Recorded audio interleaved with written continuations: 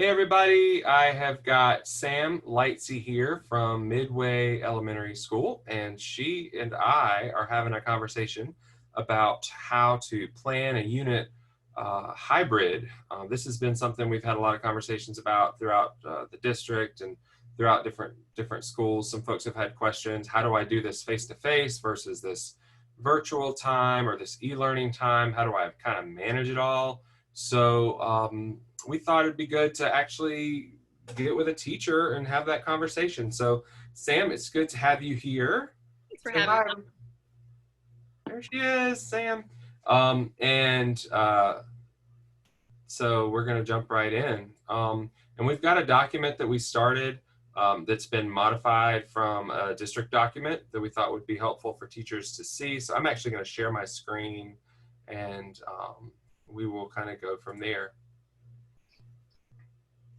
So, Sam, what are your initial thoughts? What are you thinking about, like how you're gonna do this in social studies, and how you and your team have kind of tackled different subjects? And I know it's still the beginning, and we're kind of building this plane as we're taking off. But what are your thoughts about the face-to-face versus the e-learning, and how you've kind of wrapped your brain around it?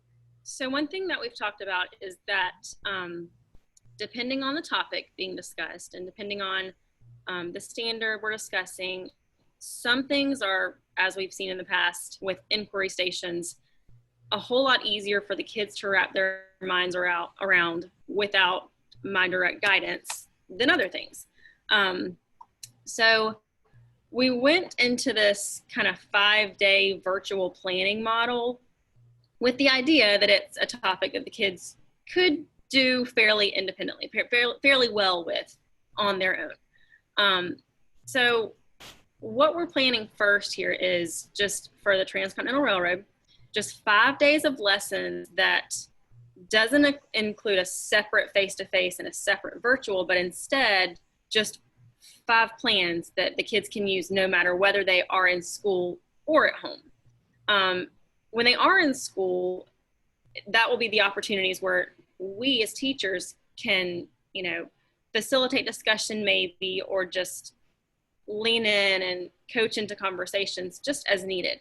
And then maybe while they're out of school, we've pulled back in their work when we see them again. So the plan here is just flexible, and it helps us to consider all the kids without thinking of them as 2 separate groups. So like essentially like Monday, the kids that are face-to-face and at home are essentially working on the same topic, but you might just make some modifications if they're face-to-face, at least in this particular unit.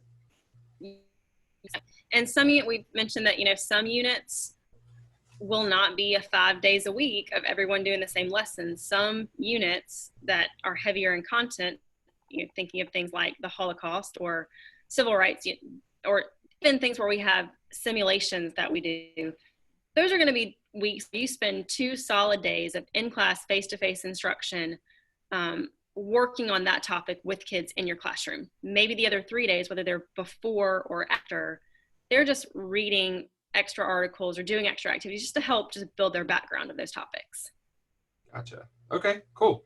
So, and I know that this is one of those things that you kind of have to spend some time and really kind of sink your teeth into and come to it kind of on your own. So what is Sam's way or my way isn't necessarily going to be the same for everybody else. I mean, you kind of have to find your way, and it's going to look a little different for science, a little different for social studies, ELA and math. You have some coaches to support you in planning for those as well.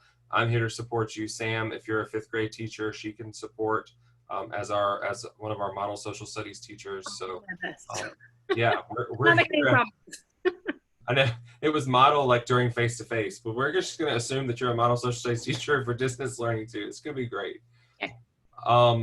Okay, so the learning target, I can compare the physical landscape and demographics of the United States before and after the Transcontinental Railroad.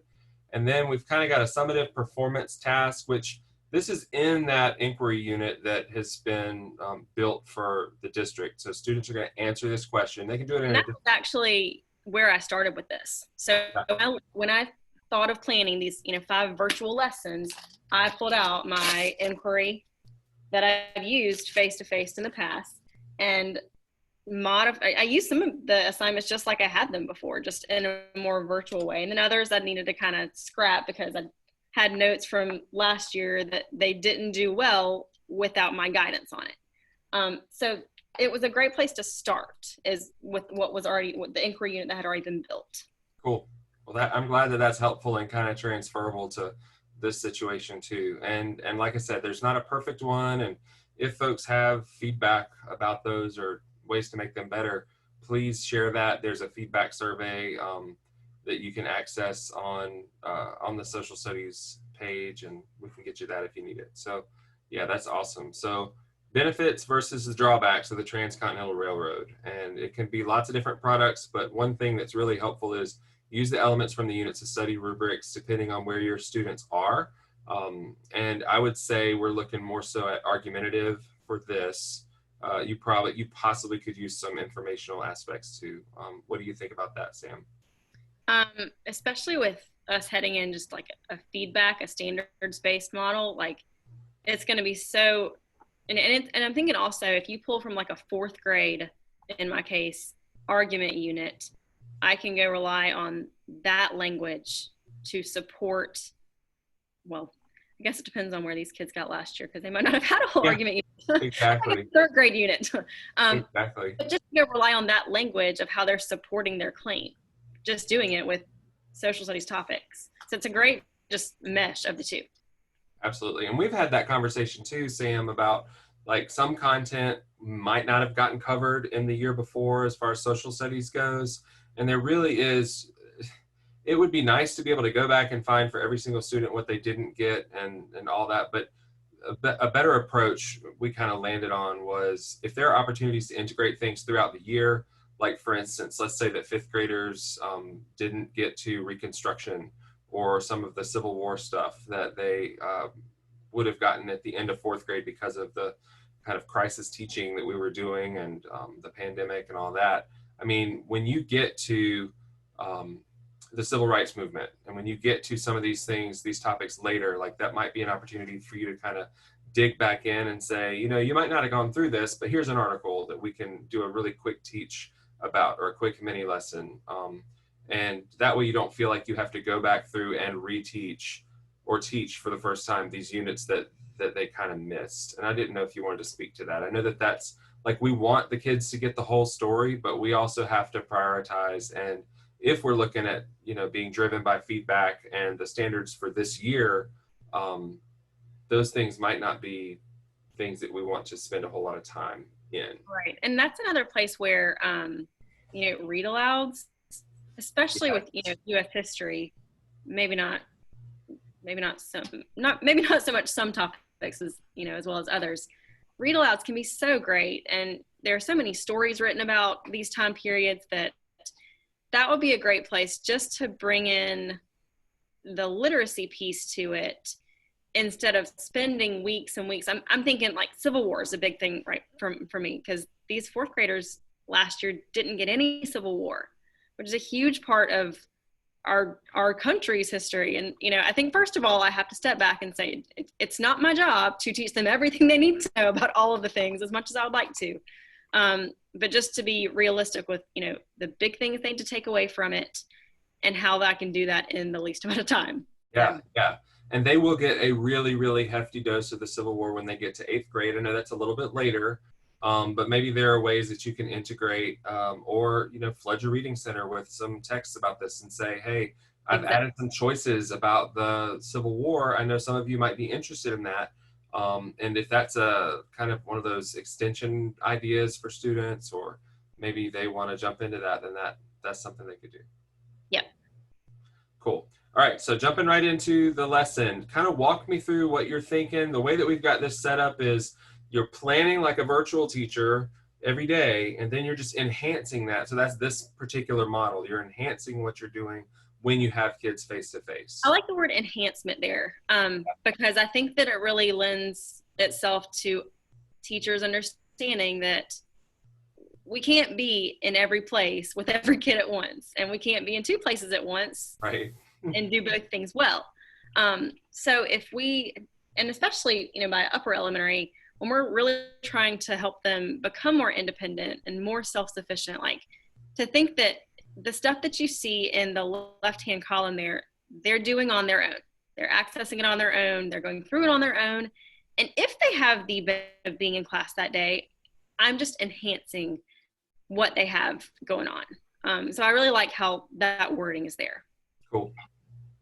So basically what I thought through here with Transcontinental Railroad is that each day there's like a two parts to each day. It's like they're going to watch a video on something or read something, and then they're going to do something.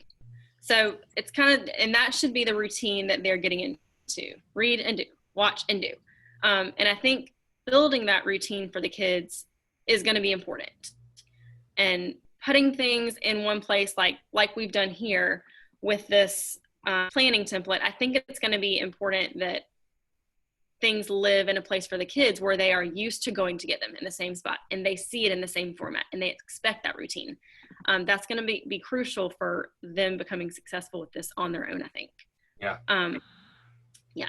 So routines are important, and that's something like simplify. Like, what is the routine? What is, when you render it down, what are the things that we want to be as part of our lessons, virtual or face-to-face or whatever. And another piece that I've been kind of trying to promote with folks is like less is more when it comes to tech tools, like finding a couple things that you really, really like and using them for multiple purposes. I didn't know if you wanted to speak to that at all. Yeah, the kids and, sorry, the classroom doorbell. I don't need that. Oh, well, somebody's ringing at the classroom doorbell. I feel like Mr. Rogers' Neighborhood. So kids and parents who are going to be overwhelmed, we throw them into an arena of 18 different tech tools, as wonderful as they all may be. So I think that you find the ones that really work for you. And if I have a tech tool that I can really love and see it used in its maximum capacity and make it work for me, it may not be the same thing as my partner teacher or, someone in third grade. But I do think that, like Albert said, less is more is so important. However, I think, though, that when you are creating it for the kids, you do have to be explicit. You don't want to be, super wordy and crazy and make them never read a thing. Yes. But you want to kind of anticipate the questions that they might ask ahead of time. And you want to anticipate the questions that their parents might have, because, again, we can't be with everyone everywhere at a time. All right, so it looks like, and that great points. So it looks like you have a video from Loom, and for folks that aren't familiar with that, that's essentially a screencasting software.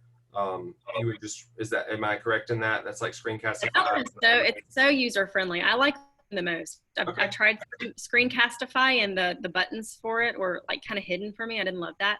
Yeah. Loom I thought was really easy. You just install it real quick, easy to use. Like the controls for it pop up right on the side of your screen.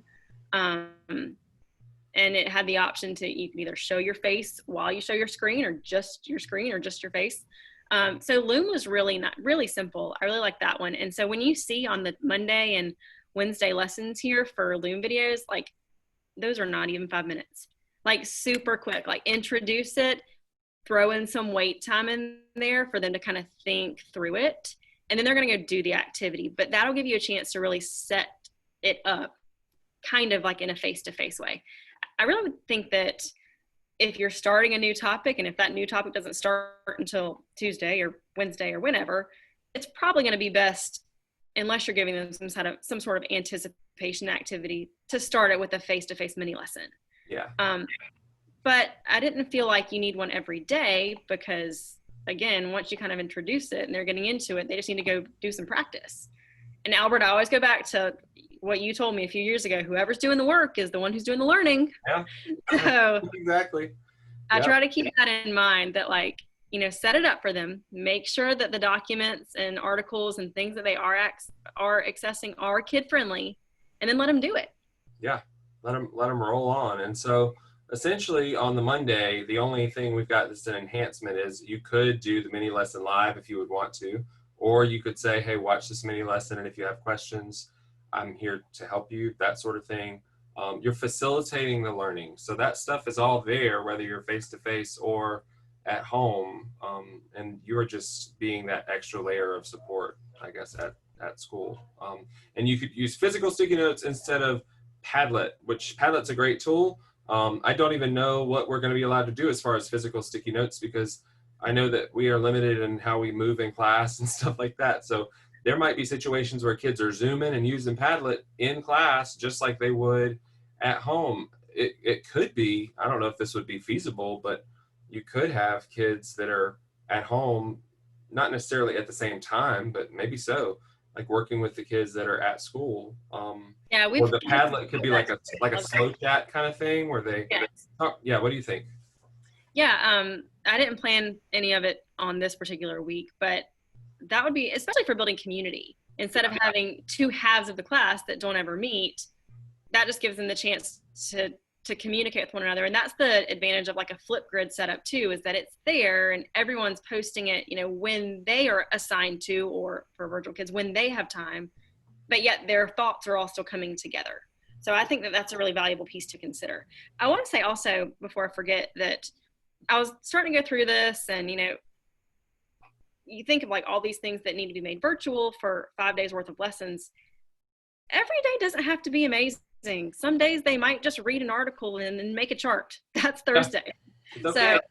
So there's just, I have to step, I'm a perfectionist and I'm way too extra. It's just my personality and it's not helping. So it's important to keep perspective of every day is not going to be some like blow it out of the water virtual component tech tool lesson. Some Right. days they're just going to read something and do something, and that's Yeah. okay. Give yourself some grace. Like that's a couple of my things. Again, one is less is more. Two, give yourself some grace this year. That's really, really important because it's not going to be perfect. We're going to do our very best. You know, your job is not to be perfect. It's just to do the best that you can with the tools that you've got. And this seems to be a really solid plan. And I know folks can kind of see this screen. I've been just kind of scrolling.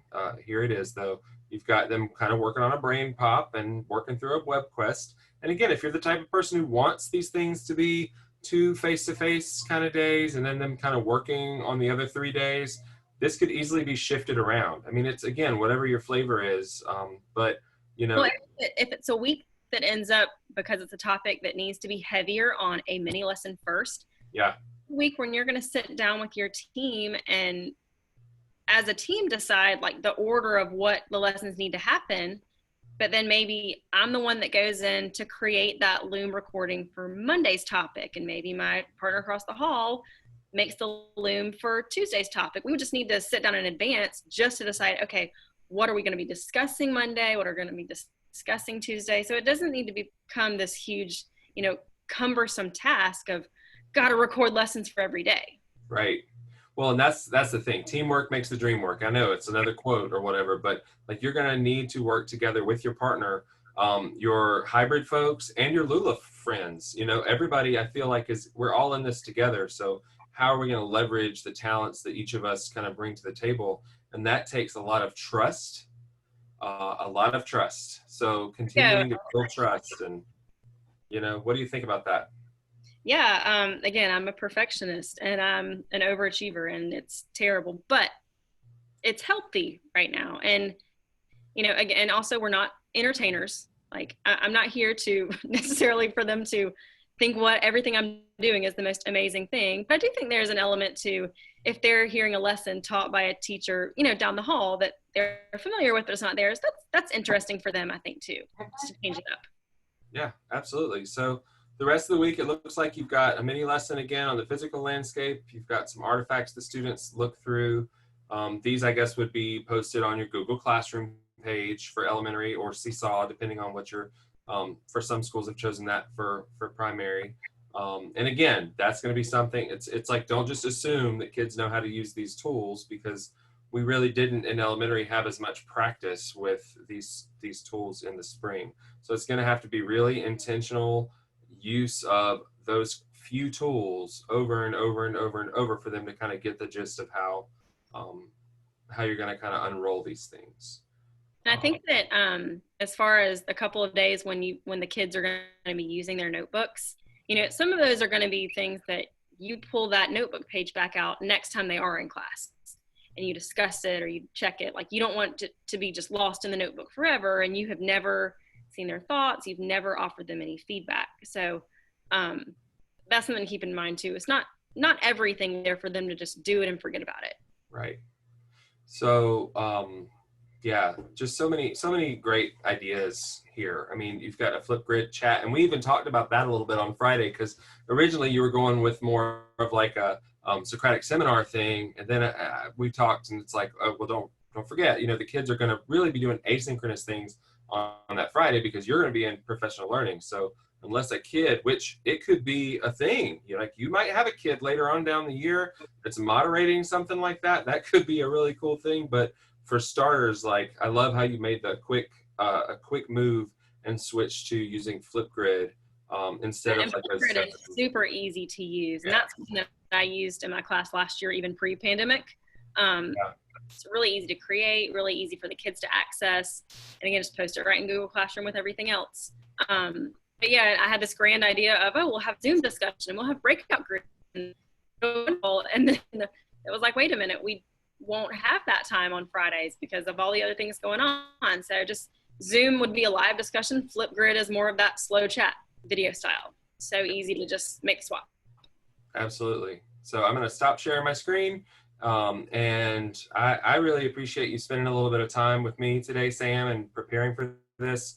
And any final thoughts or words of wisdom as far as, how to kind of wrap your brain around this as an elementary person? I know it's going to be different for upper than it is in primary, and different resources for different levels, things like that. But like you said, it's taking it slow. It's kind of looking at the topic as a whole first. Realistically, what will the kids be able to do without you right there to guide them? And then, of course, just offering yourself a whole lot of grace in the meantime. Exactly. Well, we're learning as we go, and the kids know that, and we're going to figure it out. Exactly. And so we are building the plane as we are flying it. I mean, nobody has got this perfect yet, but hopefully we have some, I'm sure we're going to have some really, really awesome experiences for the kids this year. And, if we get into it and have to change direction, whether it go to an all virtual situation or more of a face-to-face situation, which I'm crossing my fingers that we can get there at some point, soon, the face-to-face part, I think there are going to be some things that we might kind of change for the long haul. I'm hoping so. Yeah, there's some good stuff out there, and it's pushed us to do some things that we hadn't thought about before. So I appreciate you, and I appreciate everybody who's spending some time with us, and y'all have a great year. And if you need anything, let us know. Yeah. Bye, guys.